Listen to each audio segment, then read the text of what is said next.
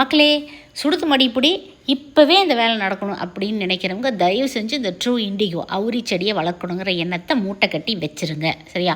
அது எப்படி உங்களுக்கு மட்டும் நிறையா அவுரி செடி வருது, நீங்கள் சீட்ஸ் கேட்டாலும் கொடுக்க மாட்டேங்கிறீங்க? ஆமாங்க, எனக்கு தேவை இருக்குது. என்ன மாதிரி சீட்ஸ் வாரி வழங்கணும்னு இல்லை. இப்போ அப்படியே எல்லாத்தையுமே ஸ்டாப் பண்ணிட்டேன். ஏன்னா ஒரு செகண்டில் அப்படியே நான் எவ்வளோ ஆசையாக வாங்கினேன் தெரியுங்களா, முளைக்கவே இல்லை தெரியுங்களா.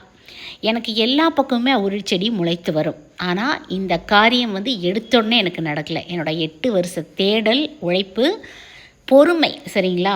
இங்கெல்லாம் நான் போடவே இல்லை. மல்லிகைப்பூ செடிக்குள்ளே போய் எப்போ விதை பறந்து விழுந்துச்சுன்னு எனக்கு சத்தியமாக தெரியாதுங்க. அதாவது இப்போ நம்மளை கொண்டு அண்டார்டிகாவில் விட்டாங்கன்னு வச்சுக்கோங்க, நம்மளால் அங்கே சர்வை பண்ண முடியுமா? ஒரு செடியோட விதைகளானது அந்தந்த மண்ணுக்கும் அந்த சூழ்நிலைக்கும் பழகணுங்க. அதுவும் இண்டிகோ பிளான்ட்டெல்லாம் ரொம்ப ரொம்ப ரேர். அதே சமயம் சென்சிட்டிவ் பிளான்ட் வளர்க்குறதுக்கே ரொம்ப கஷ்டங்கும் போது இவங்க வளர்கிறதுக்கு ரொம்ப டைம் எடுத்துக்கு. எனக்கு எல்லா பக்கம் வருங்க. Happy gardening.